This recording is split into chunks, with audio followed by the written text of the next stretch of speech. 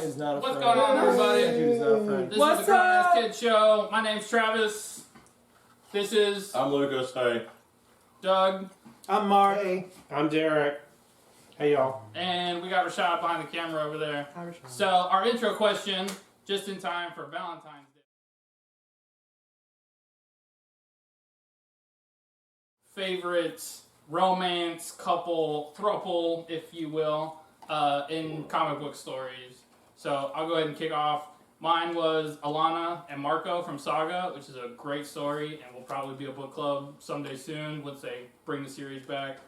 Forbidden Love, I enjoy it. So, Lucas, what you got? Me, Your favorite topic, I hear. Am I telling what I said in the channel? Because I mean, If you didn't put an answer down, you have to. I am a grumpy old man, and I don't give a shit about Valentine's Day, and I don't care for romance in my comics. All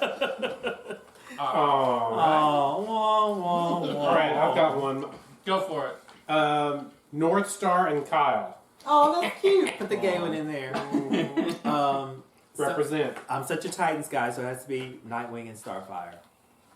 Oh. And then Doug's got like 4 answers on here, so go ahead, Doug. Mine was Peter Parker and Mary Jane Watson. Great one.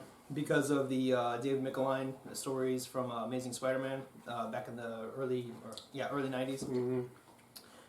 Where they were constantly getting kicked out of their homes, their apartments, their lofts.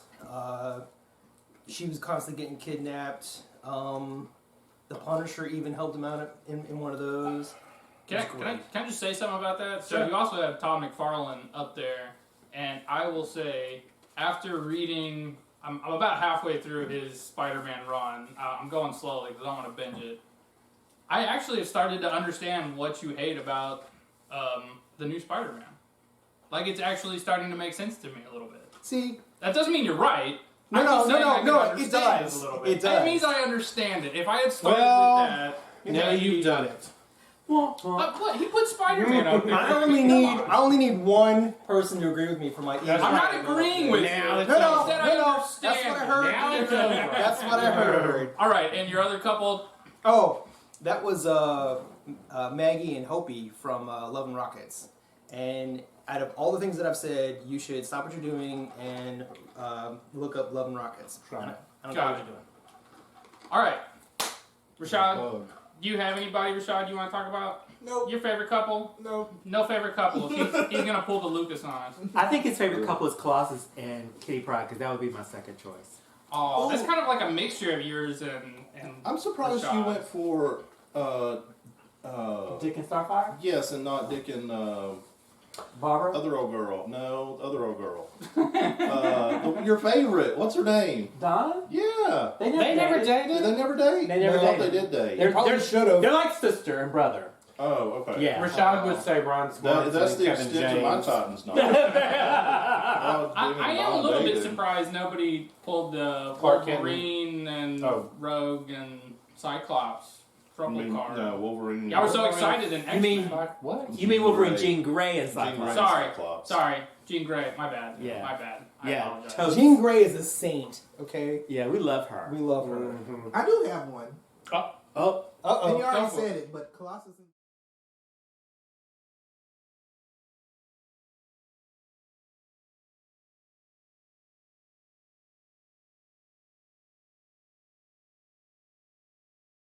Did the same thing when they were about to get married.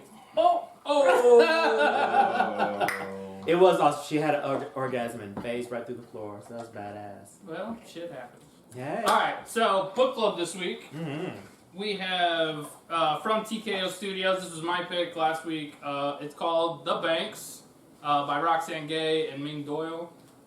So I'm interested to see what everyone thinks. We're gonna try to keep this book club a little short this time, so we can get to all the good stuff. So, Mark, you want to kick us off? Yeah, absolutely. I absolutely loved it. It was, which I didn't expect, because it's not a superhero book, It's and not. nor is it a vampire book. So usually those are my things: mystical or superheroes. And it's a fun story about this, black family, 3 generations of thieves, and it would really make a great movie or Netflix series. Yeah. Which I also enjoyed, and the whole TKO Studios that format is a real fun format. Oversized graphic novels.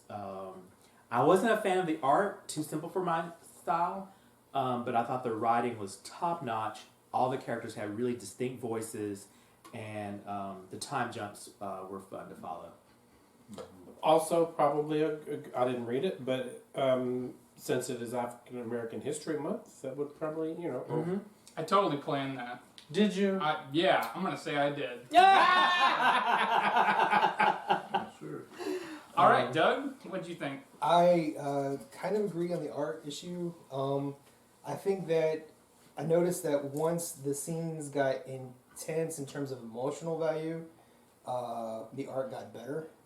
But if there was action involved or just rudimentary sequences like pedestrian scenes, the art, especially in the background, was not as awesome as the figure drawing was.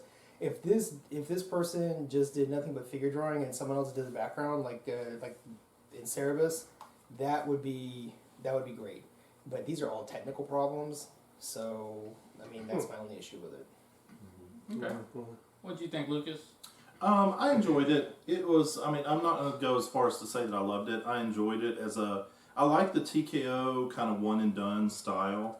It was just a quick read and kind of read through it. I had some technical quibbles with it. I mean, it got kind of cliche toward the end, to me.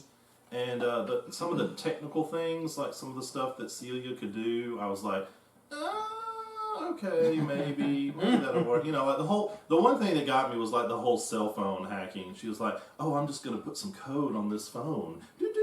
Like in the time that he's in the bathroom. So in 2 minutes, he has time to go pee and come back. She's like, oh, I hacked the phone. And it's like, but that's not okay. like, So that MacGyver works. can do it, but she can't. yeah, I mean, It's the thing. to me that's not Well, unlike no. any sort of spy movie. Well, no, but I mean, that's the thing is it's presented as this very More realistic. street level, more realistic thing. But then that point of it, they didn't really, because they talk about, the whole thing was they kind of, talk about, in the, in the past, it was like, oh, it almost felt a little more honest because I mean, you had to, pick the lock, you had to do this. It was a little more hands on.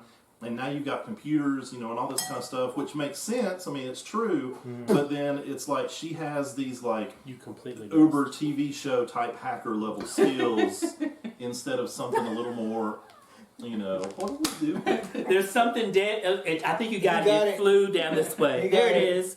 Sorry. There's a dead bug. It's still kicking. Interference. It's still kicking.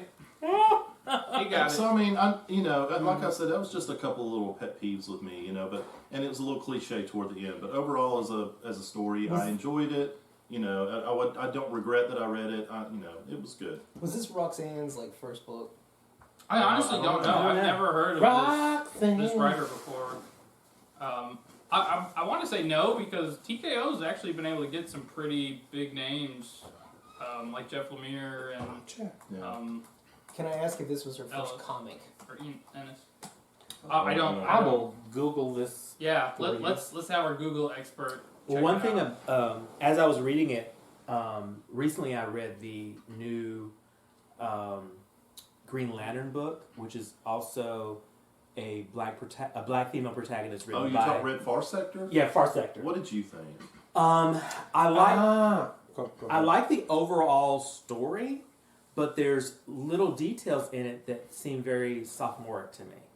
So, for example, one of the races that she deals with in the comics is called the the at symbol and the word at. Oh wow. So this is and it irritated the shit out of me because this is a race on the far edge of the galaxy that is a digital race. So they are kind of holograms, and they are the official search engines of this trio of races.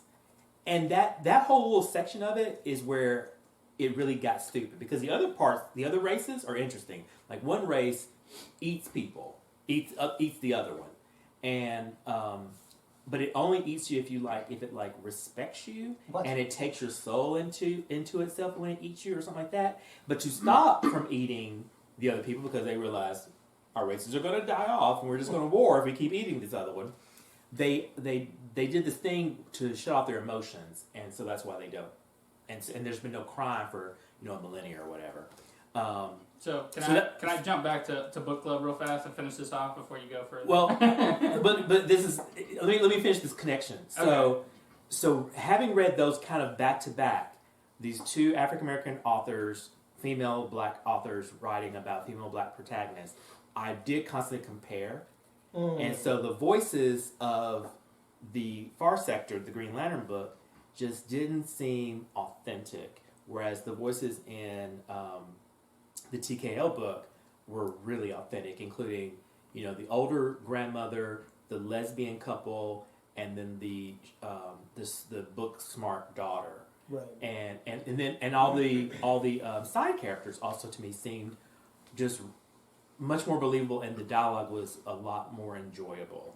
Also, the storytelling style was straightforward, and of course, Green Lantern was a whole bunch of internal dialogue or internal monologue, and that shit burns me up. Going off on tangents. Well, and that's stuff, the thing. but- It's the type of internal monologue that's just straight narration. Exactly, it's the type that doesn't make sense. Yeah.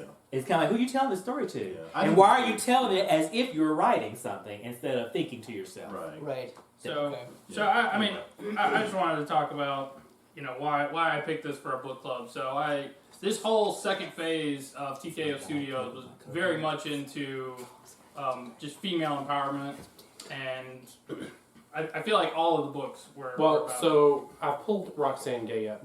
I knew I recognized the name from somewhere, but we're watching the new L Word, Generation Q. Mm-hmm. It's on Showtime, I think. And she was on an episode of this. She is American writer, professor, editor, and commentator, author of New York Times bestselling essay collection Bad Feminist, as well as a short story collection, novel and Untamed State, short story collection Difficult Women, and the memoir Hunger. Assistant professor at Eastern Illinois University for 4 years before joining Purdue as an associate professor of English. And then she went to Yale, dropped out in her junior year, and later completed her degree at Norwich. Probably Norwich is how you probably pronounce that. But she has a PhD, and she is like uber. There's more, but she's like an uber feminist. Sounds like she's more of a prose writer. And I read through the whole thing, and I don't see anything where it says anything about this comic So anywhere. So this I probably really is feel your like first I one. really feel like her characters were more interesting than the plot. Yes. Yeah. And I feel like I would have enjoyed reading 20 issues of just them drinking coffee amongst themselves Mm-hmm. Just playing rather your own than character. them doing a heist. Right. Yeah. Mm-hmm. Well, that was the So- thing. Is like that. When I say that it got kind of cliche at the end, it was kind of this whole family dynamic thing, and I can understand. I mean, even keep the big heist, but all of a sudden it was like they had to tie in the whole then here's this guy that was responsible for the grandfather's death, and then all of a sudden this happens, and oh no, the time got accelerated, and we're on our so I would say I mean Mm-hmm. it's interesting that we find out about the author a couple and kind of years. her background, because I feel like this book as a novel would have made a lot of sense. Yeah. I think 6 issues of a comic, it's a little rushed. I really was drawn to the characters too. I particularly was drawn to the boyfriend of the youngest girl, because being a white guy dating a minority, I mean that was something I was drawn to, and the whole she's kind of doing this and she doesn't want to tell him about it because she doesn't know how he's gonna feel, and then he was fine with it the entire time, that kind of stuff. Yeah. Is that I was too really drawn to, Yeah. but It's totally. I really enjoyed it. I'm totally, glad heterosexual everybody seemed to have I'm glad everybody seemed to have a pretty positive opinion about Yeah. it. So Yeah. That's good. okay, so let's go to our book club for next week. This is actually a Chris Lawson selection. Lawson, I hope you're feeling better later. We enjoyed eating ramen with you the other night. Yeah. This book is called Planetary by Warren Ellis and John Cassidy. I That's haven't read it. I have it. But essentially it's about some It's good. architect. Yeah, have you read it? Yeah. Oh, you want to give us a quick 1-sentence description of it? I'll just I'll read you Warren what it Ellis, you says can't here put it in better one than sentence. Well, I did a paragraph up there, but I don't want to read all that. So it says, describing themselves as archaeologists of the impossible, Planetary is an organization intent on discovering the world's secret history. Funded by the mysterious fourth man, the field team consists of 3 superhuman beings: Jaquita Wagner, strong, fast, and almost invulnerable. The drummer can detect and manipulate information streams such as computer data links and radio waves. And new recruit Elijah Snow can create intense cold and extract heat. And then it goes on. But So I will say, Chris made a comment that this was. I think this is more of like each story is more of a standalone tale that they go through. I don't think there's like an overarching arc, at least not from what he described. So pick it up, called Planetary. We'll read that, and that'll be our book club for next week. Sweet. So, Wildstorm, Warren Ellis, and John Cassaday. Yeah. Mm-hmm. So with Did that, he say that already? I did.